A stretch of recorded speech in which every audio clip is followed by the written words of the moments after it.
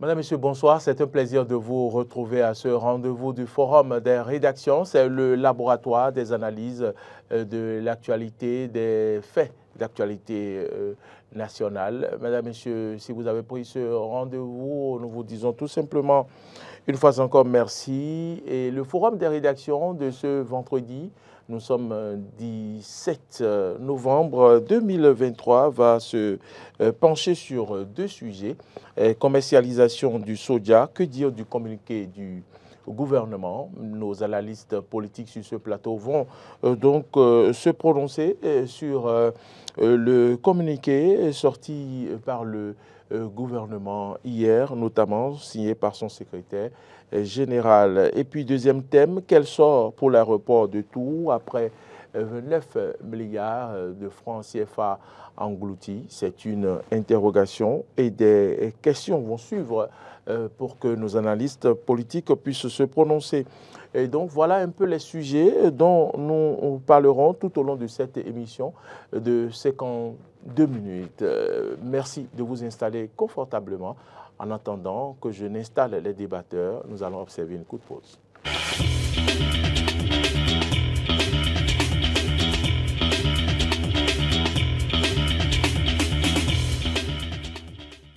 À ma gauche, Sergino Lokosou, bonsoir. Bonsoir Maurice, bonsoir à tous les téléspectateurs. Je rappelle que vous êtes journaliste, vous êtes analyste politique. Merci d'avoir accepté notre invitation. C'est moi. À ma droite, il est connu, Laurent Roland, Tony Ikes, bonsoir.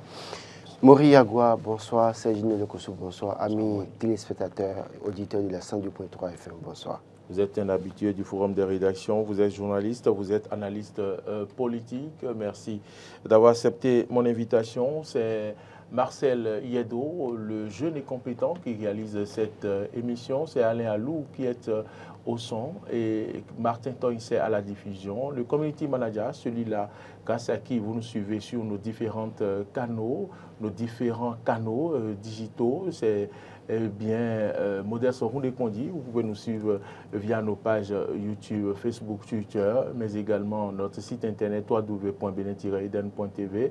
Vous pouvez nous suivre à travers notre application sur Play Store ou App Store. L'application, c'est Eden TV Diaspora FM. Nous allons donc aborder sans transition le premier sujet qui concerne la commercialisation du soja. La question, c'est que dire du communiqué du gouvernement? Nous allons vous permettre de prendre connaissance du dit communiqué. Le communiqué du secrétariat général du gouvernement est bien sûr intitulé comme suit. Le gouvernement porte à la connaissance des producteurs de soja, et des opérateurs économiques et de l'ensemble de la population les mesures suivantes au titre de la campagne de commercialisation du soja grain 2023-2024. Premier tiret, le commerce du soja grain est libre sur l'ensemble du territoire national. Ainsi, les opérations d'achat, de vente, de transport et les prix, les dates de démarrage et de fin des opérations sont librement fixées par les acteurs. Deuxième tiret, l'exportation du soja est libre, sans agrément et se fait exclusivement par le port de Cotonou.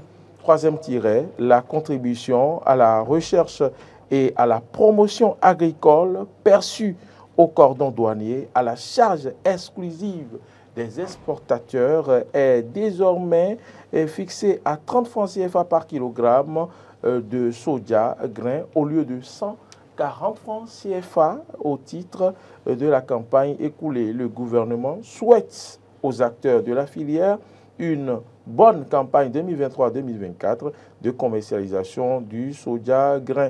Faite à Cotonou, c'est le 16 novembre 2023, le secrétaire général du gouvernement, Edouard Ouin-Ouro. Nous allons donc parler de ce communiqué. Laurent Roland-Tony Ikes, Sergino Lokosou, vous avez pris connaissance du communiqué. Si vous voulez, nous irons point par point. Et donc, le premier tiret qui parle du commerce du soja grain et qui est libre sur toute l'étendue du territoire national. Ainsi, les opérations d'achat, de vente, de transport, les prix, les dates de démarrage et de fin des opérations sont librement fixées par les acteurs. Roland Tony Ikes, les acteurs, de qui s'agit-il? Les acteurs, c'est tous ceux qui entrent, en tout cas tous ceux qui interviennent dans la commercialisation du soja. Donc, il y a l'État, il y a les producteurs eux-mêmes, il y a les exportateurs, les clients notamment eux-mêmes qui viendront aussi, qui s'ajoutent à cela.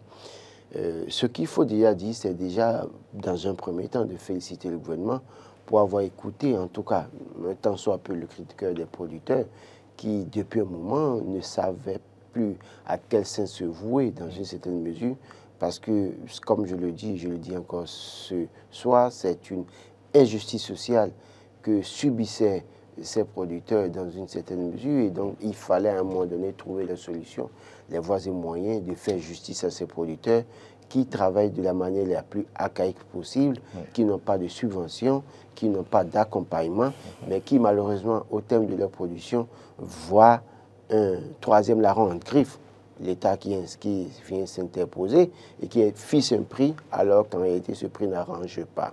Je ne trahis aucun secret en disant que beaucoup de producteurs ont dû fuir leur village dans la partie septentrionale du Bénin. Il y en a même qui sont sortis du pays parce qu'ayant contracté des prêts auprès des structures de microcrédit, notamment les caisses, le cas du crédit agricole et mutuel CELCAM, dans l'incapacité de rembourser ces prêts, ont dû quitter le village. D'autres ont été guettés et ont été attrapés notamment dans le village parce qu'ils sont venus au détour d'un enterrement d'un parent décédé. On les a guettés, on les a attrapés et doivent répondre devant la justice parce qu'il faut payer les dettes. Et qui a causé ça? C'est l'État. L'État qui, à un moment donné, est venu maintenant sortir une décision en fixant un prix qui n'arrange pas les producteurs. Et comme je le dis encore, nous sommes encore dans un système capitaliste. Et donc, le système capitaliste, c'est la recherche du profit. Est-ce que, je ne vous arrête pas, vous disiez tantôt que l'État a fixé un prix qui n'arrange pas les producteurs, mais est-ce que c'est à cause de ça qu'il y a eu ces problèmes ou bien à cause de l'interdiction de faire sortir du soja? C'est à cause du prix fixé par l'État qu'il y avait ces problèmes auxquels les producteurs étaient confrontés. Terre à terre. L'année passée, les gens sont allés vendre des produits jusqu'à 45 000, 50 000 parfois le sac. L'État fixe maintenant le prix à 270 francs, ce qui fait 27 000 francs le sac. Et dans les 27 000 déjà, ceux qui vendent sur le territoire doivent payer 2 000 francs dedans comme taxe qu'on paye dans la caisse de l'État.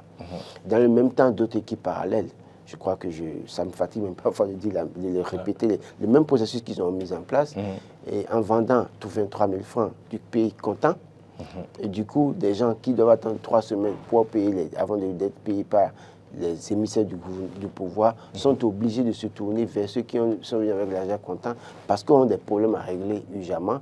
Il y a les créanciers qui leur mettent la pression pour qu'ils puissent rembourser les prêts dans une certaine mesure. Donc, autant de choses qui ont fait que les producteurs ont sérieusement souffert. Il y en a qui en sont tombés malades et ils ne savaient plus quoi faire. Donc, cette décision qui est sortie maintenant pour la campagne de la commercialisation du soja 2023-2024, dans un premier temps, vient faciliter la tâche aux producteurs, mais tout n'est pas réglé. Il y a un contraste. Tout n'est pas réglé et il y a un contraste. Et revenons au contraste dont vous parlez en interrogeant notre confrère Sergino Lokossou, où ce communiqué comporte une deuxième décision. L'exportation du soja est libre, sans agrément, et se fait exclusivement par le port de Cotonou. Je pense que je vais emboucher la même trompette que mon confrère Roland Laurent. Je crois qu'à première vue, cette décision, elle est attrayante pour les opérateurs économiques, les acteurs du système, parce à première vue, parce que ça stimule les échanges commerciaux internationaux. C'est vrai que c'est bien pour le gouvernement de sortir une décision pour quand même essayer de trouver une solution à cette crise. Parce que Laurent a si bien rappelé, il y avait une crise et qui faisait que les acteurs, notamment les producteurs, n'étaient pas forcément content de la façon dont la campagne est conduite. Il y avait des voix dissonantes, on va dire. Il y avait des grincements de dents. Mais comme c'est le pouvoir, c'est l'autorité de l'État, ils ne pouvaient rien. Et donc, ils vont en souffrir, mais ils ne peuvent rien faire. Je pense qu'ils ont pu faire quelque chose. Ils ont pu faire quelque chose. En abandonnant l'autre production qui a marqué un coup. Évidemment. Et il faut dire que cette décision, c'est également... Non, je vais venir. Je voudrais quand même vous rappeler que déjà en décembre 2022, le gouvernement avait rendu libre les prix de commercialisation du soja grain en décidant de ne plus fixer les prix planchers d'achat aux producteurs. C'est le même gouvernement qui est venu fixer un prix après. Je n'en dis pas. Oui, mais je rappelle que le gouvernement... Ils l'ont fait à un moment donné, d'accord. Où est le trophée qu'on peut leur attribuer, leur donner, décerner, alors qu'ils ont fixé, ils ont pris cette décision de rendre libre. Mais après, c'est eux qui ont fixé le prix de 27 000. C'est pas moi, c'est pas vous. Donc ça veut dire que même pour cette décision qui est sortie sur communiqué, il faut faire très attention. Parce que nous sommes au début de la campagne, on vient de lancer la campagne cotonnière il y a quelques jours du côté du Nord Bénin. Ils ont lancé la campagne cotonnière. Donc on n'est pas en plein nécessairement dans la campagne de la commercialisation du soja pour le moment, mais c'est peut-être une décision, peut-être qu'on sort un communiqué rapidement pour contenter les producteurs, les calmer, parce qu'on sait que pour la prochaine campagne cotonnière, ça peut avoir des effets néfastes. Donc, je crois que l'un dans l'autre, c'est parce que vous en parlez que je vous prends la décision. Oui, allez-y. On ne peut pas utiliser un argument comme quoi le gouvernement a laissé les producteurs fixer un prix en décembre 2022, alors qu'on sait très bien que c'est le même gouvernement qui a fixé un prix qui a mis en difficulté les producteurs. Ça aussi, c'est comme ça. Donc, on dit, moi je préfère dire aux producteurs, alors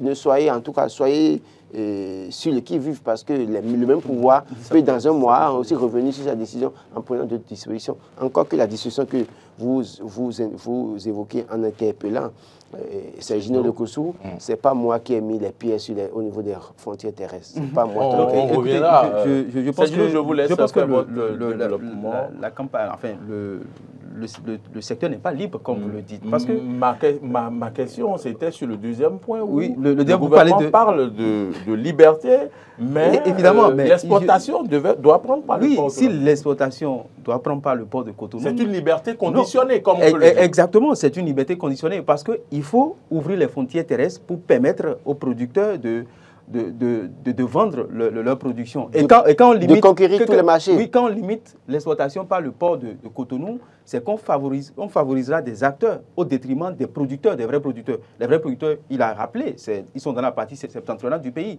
Ne me dis pas que celui qui est à Malanville et qui est proche du Niger, par exemple, on lui dit qu'il doit venir forcément à Cotonou avant de vendre. Non, c'est même pas lui. C'est en fait le producteur, le client, en réalité, en achetant, doit pouvoir passer par la frontière du port. Ce n'est même pas le paysan. Vous pouvez aller, en tant que client, vous pouvez aller acheter, mais il est dit maintenant, tel que ça c'est dit dans le communiqué, c'est que vous devez passer par le port. Le paysan vous vend le soja, vend son soja à qui il veut, fixe son prix, mais vous qui avez acheté, qui êtes exportateur, vous devez prendre par le port. Non, mais ça limite, ça favorise des exportateurs, des exportateurs au détriment d'autres. Et je pense que si on prend cette mesure et on ferme les frontières terrestres, ça ne va pas marcher.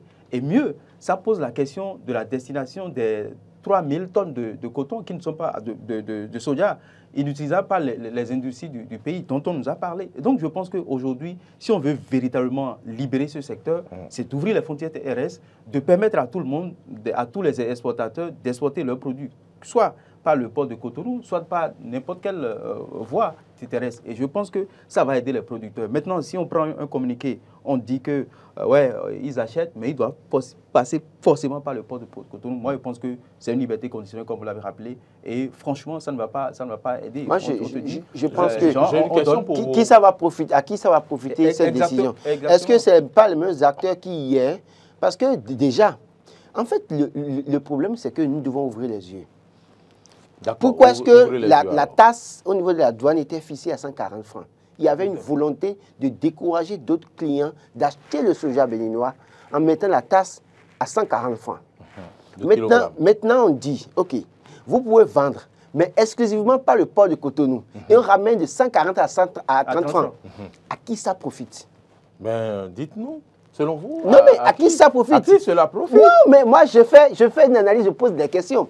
À qui ça profite? Ça profite à l'exportateur. Non, mais quel système? Oui, mais justement. C'est qui le client? C'est-à-dire quoi?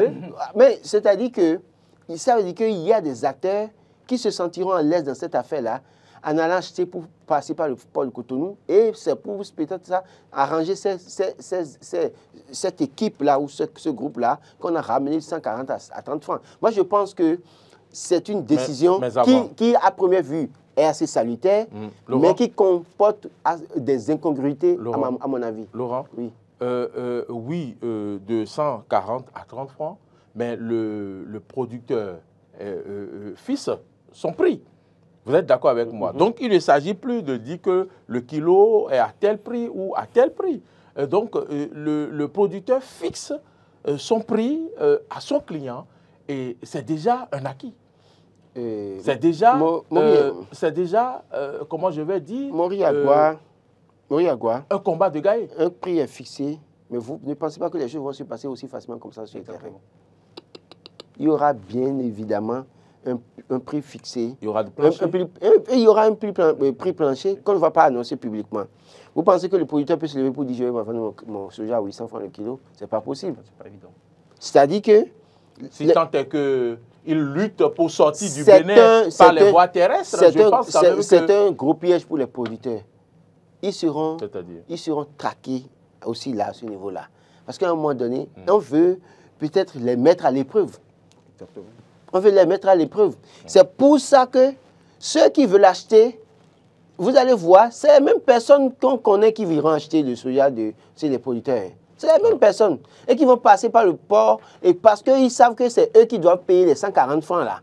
Ces mêmes personnes-là ont réduit les 140 à 30 francs. Parce qu'ils ne veulent pas payer les 110 francs là, dans la caisse de l'État. Mais ceux qui ne veulent pas payer là-bas, ils vont payer aux paysans. Puisque le paysan ne va pas fixer son prix à 250 francs le kilo. Ce qui se passait avec les paysans était une injustice. Ils savaient très bien que le prix auquel ils achetaient ça chez les producteurs, c'était un péché, c'était une injustice. Appelons les choses par leur nom. C'était une injustice. Donc, acheter le soja aujourd'hui à 400 francs le kilo chez le producteur, ce n'est pas donner de l'argent au producteur. C'est faire justice au producteur. Ils savent très bien que le prix auquel on achetait le soja chez les paysans, c'était un péché. Ils savaient très bien que c'était une injustice. C'était une inégalité quand même dans la balance commerciale. Et donc aujourd'hui, ils savent qu'ils font justice en griffe aux producteurs. Mais dans le même temps, du côté du port, on essaie d'équilibrer. Mais attention, on essaie d'équilibrer en réalité en diminuant les 140 là à 30 francs. Mais suivez mon regard, à qui ça profite? Sagino Lokossou, cette situation va quand même favoriser les paysans qui, coûte et coûte, cherchent à sortir leurs produits du Bénin par voie terrestre ou autre voie ou autre piste rurale. Et ils pourront donc vendre leur soja à un exportateur, un client qui voudra acheter et ils vont fixer leur prix. Est-ce que ce n'est pas un soulagement? Oui, en fait, je ne refuse pas. C'est un soulagement. C'est que ces mesures semblent aller dans le bon sens. Le bon sens, on va dire. N'est-ce pas une façon de leur dire de ne plus se gêner pour forcément vouloir convoyer leurs produits vers les pays voisins du Nord? Écoutez, dans un système libéral, on laisse libre choix aux producteurs, aux commerçants, aux exportateurs, de faire, d'exercer leur commerce, d'exercer ce qu'ils savent faire le mieux. Je pense que la mesure n'est pas mauvaise. Ce que nous défendons ici, c'est quoi? C'est que cette mesure, c'est vrai que ça résulte d'un grand lobbying des acteurs du secteur, mais ce qu'on souhaite, c'est qu'il faut quand même que, pour la résolution de cette crise, on a vu que l'État vient de poser un pas, mais ce que nous exigeons, c'est l'ouverture des frontières terrestres pour quand même favoriser les acteurs, les vrais acteurs. Ça n'arrangera pas le gouvernement. En quoi ça n'arrangera pas le gouvernement? Ça n'arrange pas le gouvernement. Écoutez. C'est le gouvernement qui a produit le soja pour les gens. Écoutez. Le gouvernement a déjà autorisé à ce que les acteurs fixent le prix. Nous n'en disconvenons pas. Il y a une chose. Ce que vous dites est suffisamment grave. Oui, qu'est-ce que je dis de grave? L'ouverture des frontières terrestres, ça veut dire que l'État a sa lorgnette assez large pour sécuriser ces frontières du nord au sud, de l'est à l'ouest. Et maintenant, si on doit exporter le soja que ça soit par le nord, en passant par Malanville, Niger. Il n'y a pas de port là-bas. Non, je ne refuse pas. Il y a des postes de douane, non? Il y a des postes de douane. La douane, elle est un peu partout. Et donc, le gouvernement exige que les trucs transitent par le port. Écoutez, nous ne refusons pas, mais nous exigeons que le gouvernement puisse ouvrir les frontières terrestres parce qu'on estime que le gouvernement a la lorgnette assez large, a ses services compétents un peu partout au niveau de ces frontières, notamment la douane. Quand vous allez il faut dire clairement que la frontière il a communiqué, n'aura pas sa raison d'être. Écoutez, non, justement, c'est pourquoi ce communiqué là, il fallait enlever ça. C'est ça qui a été écrit. Excusez-moi, Paul, là, il faut enlever ça. Enlever ça, aller au bout. Si on veut aider, si vous voulez aider, aller au bout. À la résolution de cette crise, il faut que le gouvernement aille au bout. On a quoi à faire truc là? C'est ça votre combat? Qu'est-ce qui bloque? Non, ce n'est pas un combat. Je suis un analyste, je porte ça dans mes années. C'est un souhait pour les producteurs. Si on veut véritablement régler la crise au niveau de ce secteur-là, il faut quand même que l'État puisse ouvrir les frontières. C'est important. Mais si on exige que ça doit passer exclusivement par le port de Cotonou, ça arrange qui? Pourquoi ça? Parce que ça va arranger certains, ça va défavoriser d'autres. Et si véritablement on veut régler les problèmes de ce secteur-là... Pourquoi ça va défavoriser d'autres? Écoutez, ça nous... Tous les producteurs vont vendre leur soja. Qui veut l'acheter? Les producteurs qui ont envie d'exploiter leurs produits sans passer par des clients qui vont exploiter. Si le producteur décide, le producteur qui a envie par exemple, décide d'envoyer son produit au Niger, est-ce qu'il a besoin de venir jusqu'au port de Cotonou? Il y a les services de la douane là-bas. Il peut prendre par là et aller vendre son produit au Niger si le souhaite.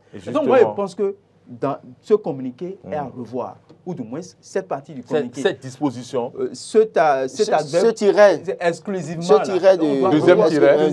Exclusivement, il faut enlever ça. Pour favoriser, pour aider. Je crois que le secrétaire général du gouvernement doit avoir une gomme. Si on veut corriger une injustice, il y a les correcteurs. Si on veut corriger une injustice sociale, il faut aller jusqu'au bout. Parce qu'on nous a dit, quand le chef de l'État venait pour son deuxième et dernier mandat constitutionnel, il est venu sous le sceau du hautement social. Et quand on veut faire du social, c'est ça du social. Le social, ce n'est pas de distribuer de l'argent un peu partout. Le social, c'est de favoriser les acteurs des différents secteurs. C'est de favoriser, c'est de permettre à ce que... Le hautement social. Le hautement social. À rude épreuve. Non, c'est pas à rude épreuve. Mais je pense que... Ce que je ne comprends pas, c'est que accepter que le gouvernement a fait des concessions et qu'on n'était pas à cette étape. Écoutez, on n'était pas à cette étape il y a quelques mois. Vous donnez l'impression que vous défendez le gouvernement. Alors que vous le gouvernement, je suis en droit de défendre le gouvernement puisque le gouvernement aurait pu ne rien faire. Nous saluons la décision. Mais s'ils ne le font pas, ils comprendront plus tard. S'ils ne le font pas maintenant, ils comprendront plus tard. Exactement. Écoutez, ce communiqué, c'est une manière de contenter. C'est-à-dire qu'un bébé est en train de pleurer et dit « je veux un biscuit ». Et on lui envoie un bonbon de 10 francs pour dire « calme-toi d'abord, le biscuit viendra ». C'est l'impression que j'ai depuis ce communiqué. Mais donc calmez-vous. Non, on ne va pas se calmer. On ne va pas se calmer parce que le bonbon qui vient ne rassure en rien que le biscuit viendra. Le bonbon qu'on donne ne rassure. C'est-à-dire que quand on regarde un peu la situation aujourd'hui, il faut être formel là-dessus. Le gouvernement sait mettre des douaniers à tous les postes là pour prendre des tests sur les produits de contrebande. Oui ou non? Quand vient de me dire le contraire. En fait, votre problème, c'est quoi? C'est que le gouvernement laisse les producteurs sortir leur soja par où ils veulent. Exactement. Et non uniquement par le port. Moi, je veux bien avoir les explications que le porte-parole du gouvernement pourrait apporter sur la question, mais qu'ils me disent pourquoi est-ce qu'on a mis des granites au niveau des frontières, on a bloqué les gens de sortir, bloqué les entrées. C'est pour que les gens puissent vendre aux... Empêcher les gens de vendre. Oui, empêcher les gens de faire sortir le soja du pays. D'accord, vous voyez. Sans transiter par le port. Écoutez, tout soja du pays doit transiter par le port. Non. C'est comme si... Ah mais écoutez, de quoi nous parlons? Si c'est ça, si c'est que... Si j'ai bien compris le communiqué, ou bien j'ai mal compris. Donc ça veut dire tout soja produit au Bénin, donc ça veut dire qui est voué à l'exportation, doit sortir par le port. Sortez une note alors pour dire que la seule frontière au Bénin qui s'occupe des échanges commerciaux au plan international reste demain le port. Et fermez-moi toutes les frontières terrestres alors. Et que les douaniers plient les bagages et viennent tous avoir leur bureau à Cotonou. Et là, on mettra les... Et là, on saura que tout ce qu'on fait maintenant, échanges commerciaux, ce n'est pas le port de Cotonou. C'est la seule frontière par laquelle on fait des affaires, des échanges commerciaux. Il s'agit du soja. Non, écoutez, justement. Le gouvernement a spécifié le produit. Nous n'en disconvenons pas. C'est une spécification, nous n'en disconvenons pas. Mais pour une grande équité dans ce commerce-là, pour favoriser ce commerce-là, il faut quand même l'ouverture des frontières terrestres. Et mieux, les 300 000 tonnes de soja qui sont restées. C'est 300 000 ou c'est 3 000? C'est 300 000 tonnes restées inutilisables par les industries du pays. Là. Vous pensez que c'est seulement le port autonome qui pourra, c'est seulement par le port autonome qu'on pourra les exporter? Je ne crois pas. Et donc, il faut quand même ouvrir les frontières terrestres, c'est important. Et mieux, si on nous dit que les dispositifs sécuritaires ne permettent pas d'ouvrir ces frontières terrestres, c'est maintenant le moment de renforcer ces dispositifs pour que les frontières terrestres soient... Les dispositifs existent pour sécuriser ces frontières terrestres. C'est parce qu'on ne veut pas. Écoutez, je repars dans l'historique de cette affaire. On a dit aux gens qu'on va acheter le soja sera transformé au plan local et qu'on en a besoin aussi le marché local. Et que ça va être transformé à la GDIZ. On a vu que des producteurs ont vendu leur soja à vil prix, au prix fixé. Les transporteurs ont chargé des tonnes. Le prix fixé était vil prix? C'est vil prix, 27 000. C'est vil prix. Des transporteurs ont chargé et ont été incapables, n'ont pas eu la possibilité de décharger pendant 1 semaine, 2 semaines, 3 semaines. Des véhicules ont été immobilisés pendant plus d'1 semaine, 2 semaines parce que les autorités ne savaient pas où décharger. Au finish, le point de chute pour décharger a été le marché de gros à Bourg-Calavi, en construction. Quand vous longez le nouveau goudron bitume de Général Mathieu de la rue Kékou, c'est là-bas qu'on est allé stocker ça. Mais on a fini par comprendre que tout ne peut pas être transformé au plan local. Il fait bien de préciser les 300 000 tonnes en question. Alors, finalement, le surplus est où? Qui a exporté ça? Exactement. Qui met les soja là dans les sacs, dans les conteneurs? Qui envoie ça à l'extérieur? Qui le fait? Donc, pour vous dire que... Mais aujourd'hui, la personne là ne sera pas seule parce que le gouvernement a donc autorisé l'exportation, mais sans agrément. Oui, mais c'est ce que... sans agrément. Mais laissez-moi finir. C'est un espoir. Espoir en quoi? Mais après avoir fait souffrir les producteurs, oui, mais ce n'est en rien. C'est un nouveau départ. Ce n'est en rien. Ce n'est en rien un exploit. Il n'y a pas de trophée. C'est un nouveau départ. Non, même si on fait l'effort de les féliciter, ce n'est en rien un exploit. Et ce n'est en rien. Vous faites même l'effort de les féliciter. J'ai pensé que vous les avez félicités. Non, je fais l'effort de les féliciter. En rien, on devait une première tentative de règlement de crise. Parce oui, en rien, on devait même leur décerner un satisfait ou bien une quelconque palme d'or. En réalité, non, ils ont fait quoi de spécial en la matière? Encore que cette mesure cache bien... Ils ont rendu libre l'exportation et sans agrément. Cette mesure cache des manœuvres que nous ne connaissons pas. Parce qu'on ne sait pas à qui profite ce commerce international. Pourquoi celui à qui ça profite vous intéresse? Oui, ça doit intéresser. Ça doit intéresser parce qu'une minorité ne doit pas vivre sur la douleur, les souffrances des producteurs. La minorité est libre de fixer son prix. Non. Les producteurs dont on parle, c'est les gens qui utilisent encore la houe. C'est eux qui souffrent. Et c'est les gens qui font les labours à la main, qui n'ont pas les moyens. Il n'y a personne pour les... Les gens font des états à la main pour finir ce produit. Vous ne les accompagnez pas. Et vous venez fixer un prix. Et vous les traquez encore. Et vous pensez que ça, c'est... Il faut féliciter au-delà de tout parce que... Et encore maintenant, on sort un communiqué. Et dans ce communiqué, on dit que ça doit être exclusivement. C'est quand même méchant.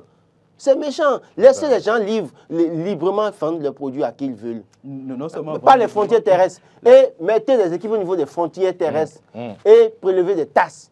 Si vous avez réussi à traquer les vendeurs des centres de contrebande au niveau des frontières comme Djabata, entre Savay et le Nigeria, il y a d'autres frontières dans, comment vous appelez, dans le plateau haut là. Si vous avez réussi à mettre des douaniers à ces postes-là pour prélever des taxes, alors c'est aussi vous avez encore la possibilité de mettre des douaniers à ces postes-là pour prélever des taxes sur le soja quand ça sort. C'est tout simple. En tout cas, la question que je voulais vous poser, si par exemple vous êtes exportateur et vous voulez exporter votre soja au Niger et vous allez acheter le soja à l'intérieur du pays, alors que le Niger est déjà à côté,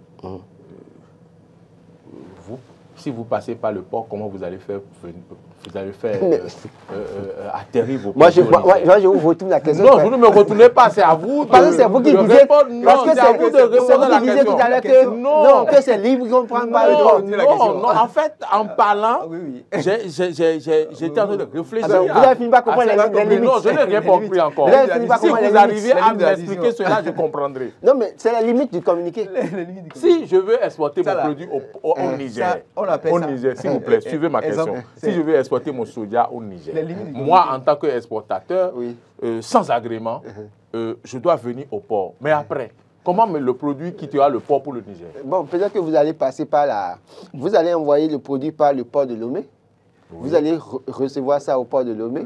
Et puis, vous passez par le Burkina Faso. Et puis, ça atterrit au Niger. Vous voyez un peu l'incongruité. En fait, ça ne tient pas en réalité. C'est vrai que le communiqué comporte des insuffisances. Il faut le reconnaître. Et le gouvernement même sait. S'ils ne le savent pas, si le gouvernement ne le sait pas, à la faveur de cette émission, ils sauront quand même qu'il y a quand même des insuffisances dans ce communiqué. Qu'il faut réajuster. Si la réduction de TAS permet ça permet de vider les 300 000 tonnes qui restent, pourquoi ne pas ouvrir, c'est bien ça, hein, les frontières terrestres. Il faut quand même, il faut essayer d'ouvrir les frontières pour permettre aux acteurs, aux exportateurs de le faire. Vous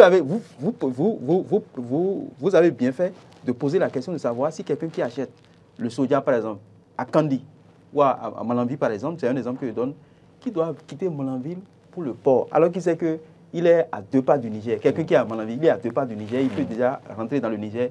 On lui dit de revenir encore au port autonome de Cotonou, qui est à près de 500 km.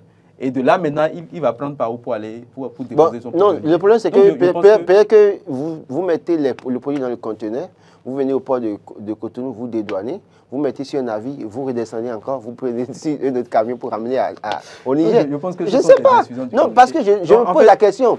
Quelqu'un qui est à Lomé, à Kara, un exportateur qui vient par là pour acheter son produit, vous voulez qu'il vienne encore à Cotonou d'abord. Il vient à Cotonou, d'accord, il vient à Cotonou. Il vaut mieux charger alors dans le conteneur, vous venez au port de Cotonou, vous faites les formalités, vous mettez sur un navire et en même temps vous redescendez du navire parce que c'est venu au port. Oui, c'est venu au port. Non, c'est que je me pose la question de savoir, et c'est la faute au cadre qui est entré en tout le chef de l'État. Vous pensez que les gens induisent le chef de l'État en erreur?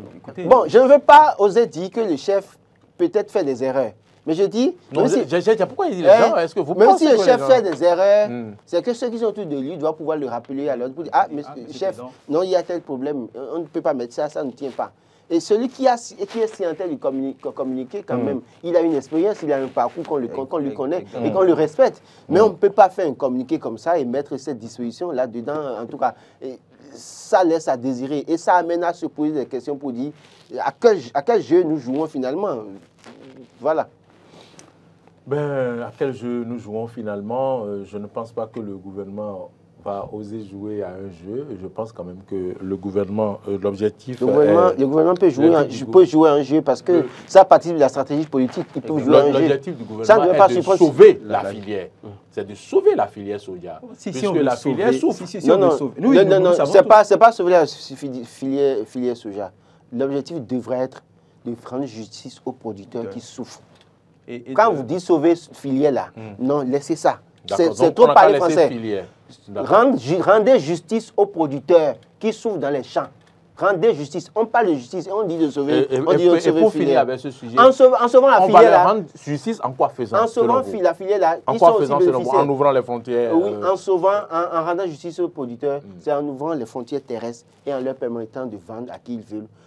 Et d'enlever cette affaire de l'adverbe exclusivement contenu dans leur communiqué, d'enlever ça, d'effacer purement et simplement. Mais exclusivement là. Il faut enlever ça.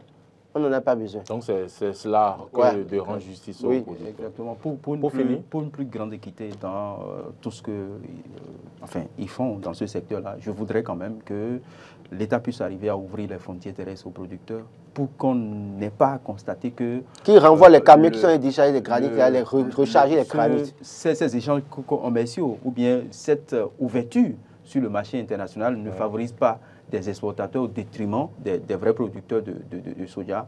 Je crois que c'est une première tentative de règlement de cette crise il faut que le gouvernement puisse continuer parce que, en venant, je vais le rappeler encore, le saut du deuxième mandat, c'est le hautement social. Le hautement social, c'est ça. Ce n'est pas de sauver des filières, mais de restructurer ces filières-là afin que les acteurs puissent bien et de rendre justice aux acteurs. Et de rendre justice aux acteurs, que ce soit dans le soja, le coton, un peu partout. Il faut quand même que les quintes... Soja, l'ananas aussi, parce qu'ils sont déjà dans l'ananas maintenant. Les voix discordantes que nous constatons, les récriminations, enfin, les lamentations de ces producteurs puissent quand même que l'État puisse arriver à corriger parce qu'on a besoin d'eux, parce qu'au finish, c'est l'État qui bombe le torse, enfin le gouvernement qui bombe le torse en présentant que cette campagne, quand même, il y a beaucoup de récoltes qui ont été faites, la campagne a réussi. Et donc, pour que la campagne puisse véritablement réussir, il faut que les acteurs soient mis dans les conditions qu'il faut. Il faut que quelqu'un qui produit son soja puisse vivre de son soja et que ceux qui ont contracté des dettes et qui fuient le pays et qui ont des dettes un peu partout au niveau des institutions de microfinance, qu'on les aide pour que véritablement ils puissent vivre de leur filière parce que n'entre pas dans le soja qui veut, il faut avoir les couilles pour pouvoir le faire.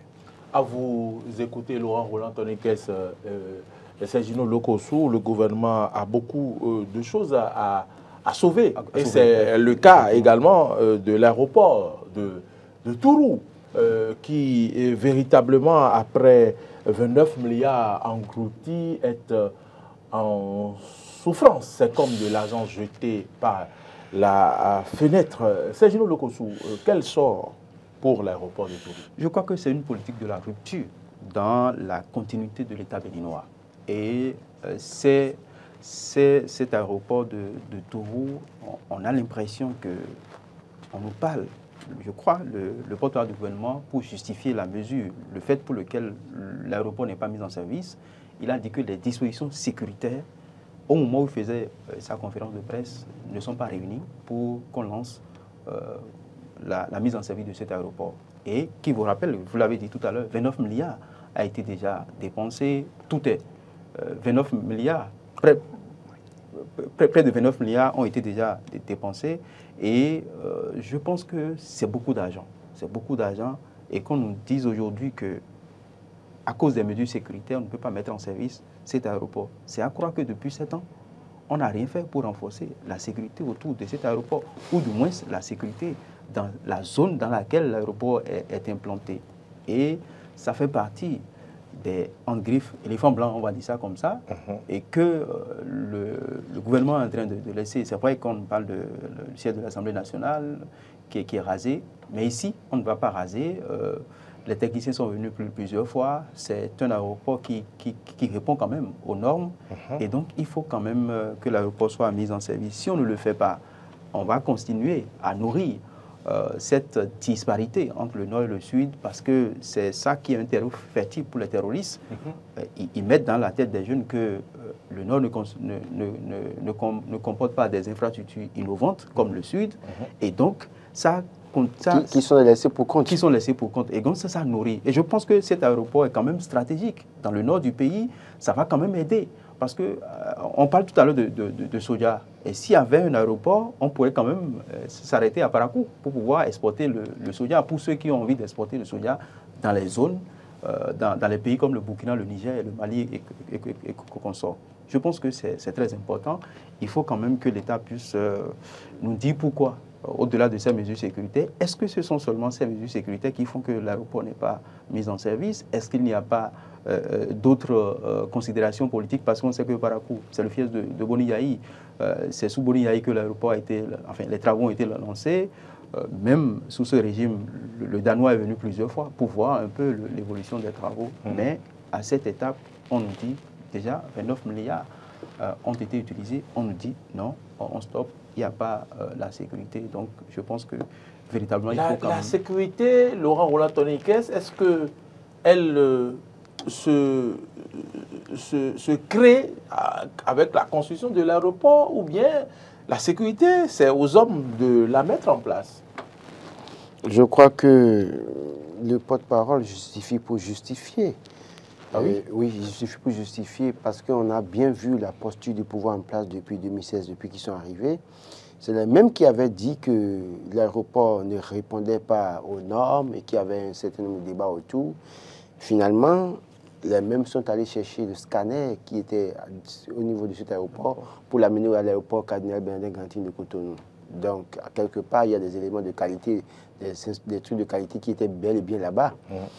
Alors, moi, j'ai de la gêne à voir la manière dont le pouvoir en place veut toujours, par des moyens et par des détours, montrer que tout ce que Boni avait fait est mauvais. C'est ça le véritable. C'est l'impression. Vous avez cette impression. Oui, et je crois que dans les faits, c'est ce qu'on constate. C'est qu'on veut à tout prix montrer que tout ce que Boni avait fait est mauvais et qu'il va falloir tout reprendre.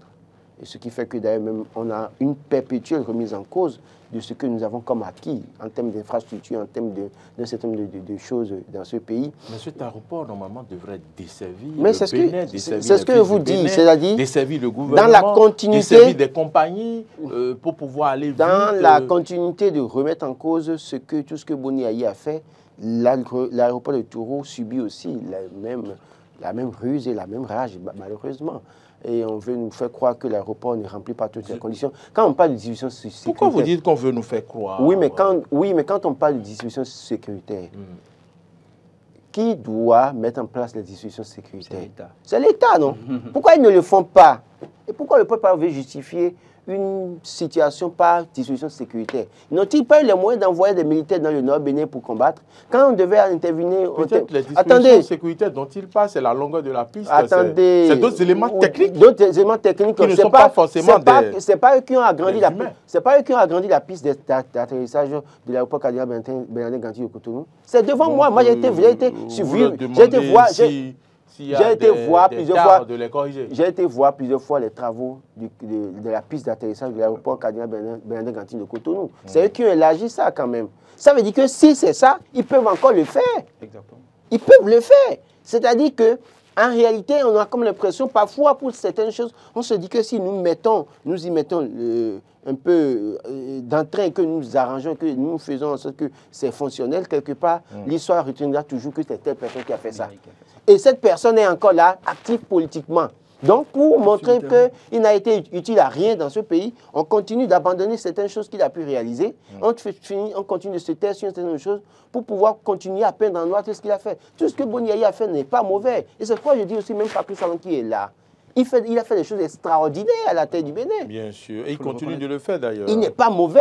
Le problème, c'est que c'est le système, le politique qui fait perdre parfois la tête aux hommes. Et parfois, dans l'exercice du pouvoir, on se permet certaines choses, on use du pouvoir pour faire certaines choses et peut-être faire du mal parfois à ses compatriotes. Mais au-delà de tout, il a une vision qu'il faut saluer à la tête du Bénin. Patrice Talon fait des choses qu'on peut saluer, qu'on peut encourager. Et ça restera pour la postérité. Donc, arrêtons de penser que tout ce que Boni a eu aussi à faire est mauvais. Mais personne n'a pensé. Non, mais les réalités sont là. Bon, écoutez, peut-être que je dis tout rose, ce que pensent beaucoup de Béninois. On ne va pas faire écraser des avions en les envoyant sur une piste. Mais écoutez, pourquoi une fois qu'il y a déjà un scanner, un certain nombre de matériels, d'infrastructures là, s'il y a des problèmes techniques à régler, allez régler les problèmes techniques qu'il y a. C'est 29 milliards de francs CFA engloutis, frais du compte. On a besoin de scanner à Cotonou. C'est une urgence. Urgence, non. De laisser les scanners donc, depuis là, pourrir depuis là, vous n'avez pas trouvé l'argent pour acheter scanner et aller maintenant arranger la piste. Si c'est la piste qui a le problème ou division sécuritaire, vous n'avez pas trouvé les moyens.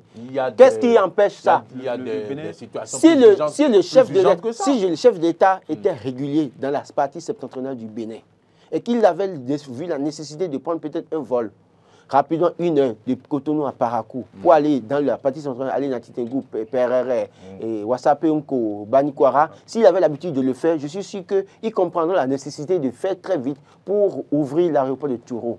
C'est parce que nous savons que le chef ne sort pas comme ça. Parce qu'en griffe, je ne vais même pas aller sur ce terrain. Donc, il veut rester un mystère. Est sorti pour ne pas devenir jouer des enfants. Pour les grands événements. Il veut pas quand le petit sort trop, il ne fait plus peur. C'est ce que je ne voulais même pas dire ça. Donc, il veut rester un mystère dans sa maison et son palais pour qu'on ne le voit pas n'importe comment, pour qu'il devienne un jouet. Mais au-delà de tout, c'est-à-dire l'aéroport de Touro peut rendre un service aux opérateurs économiques. Et ça va contribuer aussi à comment je dirais... un développement économique. Oui, je vais parler même d'une urbanisation rapide de la ville de Parakou et des villes environnantes. Parce que dès lors que l'opérateur économique, l'Indo-Pakistanais qui est à Cotonou, qui vend des produits, sait qu'il y a un aéroport à Touro et qu'il peut aller installer maintenant un magasin à Parakou, il va désormais prendre le vol quand même. Pour aller, ça va créer de la richesse. Vous donnez des idées au gouvernement. C'est eux qui ont lancé les aéronefs, non? C'est le gouvernement qui a lancé. Je veux bien, en quittant par exemple Istanbul, quand je prends mon vol, ou bien quand je prends mon vol à Genève, je veux bien atterrir directement à Parakou. Plutôt que de venir à Cotonou. Pourquoi pas? Je veux bien le faire. Parce que je suis de Parakou. Pour continuer vos vacances à Parakou. Je suis de Nati-Dengou. Je suis de Nati-Dengou. Je quitte le Canada. Je descends à Cotonou et je prends bus. Pour pratiquement 10 heures, 11 heures. Risques et périls. Vous voyez un peu ça. Alors qu'en réalité, le vol que je prends là-bas peut avoir la possibilité de descendre. De faire une correspondance. À Parakou et de continuer sur Cotonou après. Pour faire une escale à Parakou et continuer sur Cotonou. Donc, il y a des risques qu'on fait prendre inutilement. Nous évoluons. Et le Patrice Talon a une vision de développement à la tête du Bénin. Une vision de développement où on veut passer à la modernisation en toutes choses. Mais pourquoi on ne peut pas continuer dans la même lancée et aller mettre... Oubliez Boniyayi. Oubliez Boniyayi. J'ai comme l'impression qu'ils ne veulent pas oublier Boniyayi. C'est ça qui fait c'est lui qui ne veut pas se faire oublier. Non, mais justement, quoi qu'on dise, quoi qu'on fasse, c'est un animal politique, ce monsieur. Il veut s'adapter à tout. Il veut être actif partout. Maintenant, à vous aussi de le contourner en faisant ce que vous devez faire. Parce que je parie que dans la partie septentrionale, les gens ne voient pas de bon oeil ce qui se passe avec l'aéroport de Touro. Et ils le feront savoir autrement. Peut-être pas les unes, ils le feront savoir. Parce que les gens ont aussi envie d'avoir cette facilité-là. Pourquoi pas? On va écouter Serge Gnolo. Je pense que la mise en service de l'aéroport de Touro aurait pu quand même jouer un rôle dans le développement économique de la région en facilitant les échanges commerciaux. Comme il a dit, ça va permettre l'urbanisation rapide de la ville de Parakou. Et des villes environnantes. Des communes environnantes, pas seulement des villes. La question que je me pose, c'est je me demande pourquoi ce projet de telle envergure, qualité de standing acceptable, a été abandonné. Pourquoi? Si ce n'est pas les considérations politiques qui font qu'on abandonne le chantier. Parce que Parakou, c'est le fief d'un ancien. Mais quand on a une vision de développement, on ne devrait pas abandonner ces gens de choses. Justement, c'est ce que j'en viens là. Le Bénin n'est pas seulement Cotonou. Le Bénin, c'est le nord, le sud, l'est et l'ouest. Et donc, quand on développe le nord, par exemple, parce que le nord, c'est ce qui fait qu'il y a le terrorisme au nord. C'est les arguments que les gens servent aux jeunes pour les faire rentrer dans le terrorisme. Ils savent quoi? Que le Nord n'a pas oublié. Le Nord n'a pas les infrastructures innovantes, que le Nord a oublié au détriment du Sud, que le Nord n'est pas bien développé et que le Nord pratiquement n'est pas dans le Bénin. Et donc je pense que c'est au chef de l'État. Parce qu'il a été élu par tout le monde. Il est le président du Nord, du Sud, de l'Est. Il est le président du Bénin en général. Et donc quand on est un président du Bénin, on laisse de côté les considérations politiques. Quand on est un visionnaire comme lui, quand on veut développer le pays, parce que je me rappelle, quand il était venu en 2016, les premières rencontres qu'il a eues avec les composants de la nation, il disait aux femmes qu'il a beaucoup voyagé, il est allé en Europe, il connaît beaucoup de pays et qu'il a envie de faire ce qu'il voit ailleurs chez lui. Ce qu'il voit ailleurs pour le faire, ce n'est pas seulement à Cotonou, ce n'est pas seulement à Ouida, ce n'est pas seulement à Porte-Nouveau ni à Boycon, c'est également dans le Nord. Et je pense que c'est très important. Le chef de l'État, le gouvernement a beaucoup à gagner en développant le nord du pays, en renforçant les dispositions sécuritaires ou les conditions sécuritaires dans le nord du pays pour que les infrastructures innovantes comme l'aéroport de Touro puissent être implantées dans le nord du pays et d'autres infrastructures pour permettre également au nord d'être développées. Quand vous allez à Parakou, je ne vous cache rien, il y a quand même des cliniques de haute standing à Parakou. Quand vous allez à Parakou, il y a des cliniques. Et donc, quelqu'un qui quitte les pays étrangers peut quand même descendre à Parakou. Ce qu'on ne dit pas, c'est l'aéroport de Touro peut aussi desservir les Nigériens. Parce qu'il y a une frontière avec dans la ville, à côté, aux alentours. Je crois, oui, mais même à Parakou, dans les encabus de Parakou, Tcharou, il y a des frontières avec le Nigeria. Donc, des gens qui sont dans le nord, Nigeria et autres, quand ils viennent à parcours, ils peuvent prendre un vol, descendre à l'aéroport de Tourou et prendre juste un taxi. Et ça va développer beaucoup de secteurs dans la ville. Je crois qu'il faut laisser les considérations politiques. Et s'il y a des problèmes, je crois que s'ils ont eu les moyens d'investir à l'aéroport international Cardinal Bernardin Ganti de Cotonou, avec la Société des aéroports de Paris, ils peuvent encore faire recours à cette société des aéroports de Paris pour maintenant avoir les moyens pour arranger l'aéroport de Tourou, pour rendre service à leurs compatriotes. Rendre fonctionnel l'aéroport de Tourou, faciliter les échanges. Et ça va renflouer les caisses de l'État également, parce que les taxes seront perçues, les commerces seront développés au niveau de la zone. Les hôtels vont fonctionner. Les hôtels vont fonctionner et ils vont quand même, l'État va recevoir des taxes sur toutes ces infrastructures, tous ces commerces qui seront implantés. Et c'est ça, parce que on nous dit souvent que et c'est vrai, nous avons un budget essentiellement fiscal. Et donc, il faut quand même implanter des infrastructures innovantes pour quand même recevoir ces taxes qui vont développer le pays. Je pense qu'au-delà des considérations politiques, au-delà de Boni Yahi, qui fait son one-man-show un peu partout, qui est président, ancien président quand il le faut, pasteur quand il le faut, chanteur quand il le faut, il faut quand même laisser Boni Yahi et développer le pays, parce qu'on a l'impression que c'est Boni Yahi qui fait courir, et certains le disent, que c'est l'homme de 2026, c'est le casse-tête. Il est candidat à quoi? Le casse-tête de... Il est candidat à rien. Il est candidat à rien, mais pourquoi? C'est pourquoi il y a des gens qui aiment créer le suspense, attiser la flamme. C'est pas attiser, c'est pas écouter ceux-là dans le pays. On doit les écouter. Quand vous prenez dans le champ politique, il faut les écouter. En politique, 1 plus 1 n'est pas forcément 2, il est candidat à rien, mais il peut propulser. Nous ne sommes pas en algorithme. On a vu la politique n'est pas de l'algorithme. De 2023, on a vu, il a suffi de 3 apparitions de Boni Yahi, on a vu le score que les LD ont fait. Bon. Voilà, c'est par ces mots, vos mots, Sergino Lokossou, que nous allons mettre un terme à cette émission. Mais comme j'en ai l'habitude, votre mot de la fin. Non, je crois que le pouvoir en place doit pouvoir oublier Boni Yahi et faire ce qu'il doit faire. Il a fait par rapport à l'aéroport de Touro. Il y a des Béninois qui en ont besoin. Il y a des gens autour de nous qui en ont besoin. Ça va contribuer considérablement à changer les choses. Et notamment pour les producteurs de soja, je voudrais rappeler au gouvernement qu'il est très important de rendre justice aux producteurs. Ils ont assez souffert. Sergino Lokossou.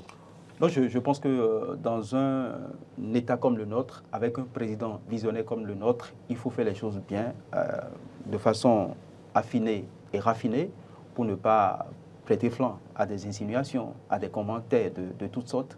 Il faut quand même que le président qui se dit visionnaire montre véritablement qu'il est visionnaire et que le sceau sur lequel il est venu pour son 2e mandat, que ce sceau-là soit respecté, c'est-à-dire le hautement social, que tous les secteurs soient concernés. Qu'on ne nous dit pas qu'on veut sauver une filière, non, on n'a pas besoin de sauver une filière, on a besoin de restructurer une filière pour que les acteurs, ceux qui ont décidé d'investir dans cette filière-là, puissent profiter, puissent jouir des fruits de leurs efforts. C'est très très important.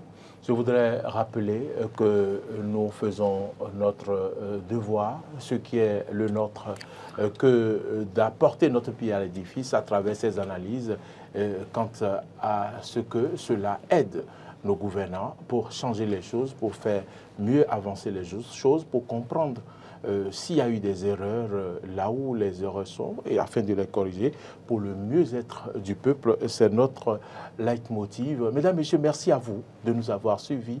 Le forum des rédactions, c'est fini. Nous avons parlé de 2 sujets, commercialisation du soja, que dire du communiqué du gouvernement. Vous avez suivi les contributions, les analyses de nos débatteurs, mais nous avons parlé également du sort qui est réservé à l'aéroport de Tourou après 29 milliards engloutis. Vous avez écouté à ma gauche Sergino Lokossou. Merci d'être venu sur ce C'est moi, merci aux téléspectateurs. Laurent Roland Tonneikes, merci pour votre disponibilité de tous les instants. C'est moi. Et merci d'être venu. Merci. Madame, Messieurs, merci à vous de nous avoir suivis. On se donne rendez-vous vendredi prochain, oui, où le groupe de presse d'NTV Diaspora FM sera en fait 10 ans de vie. Les festivités démarrent véritablement le 24, le 25, samedi 25 également. Dimanche 26, vous aurez le programme sur nos antennes. N'oubliez pas que mercredi prochain, il y aura le match de gala, le match d'exhibition entre les footballeurs du groupe de presse et donc ceux de la commune, les journalistes résidents dans la commune d'Abomey-Calavi avec à leur tête Hilarion Kenyon. Merci à toutes et à tous de nous avoir suivis. Passez un excellent week-end et d'ici à là, portez-vous bien. À bientôt.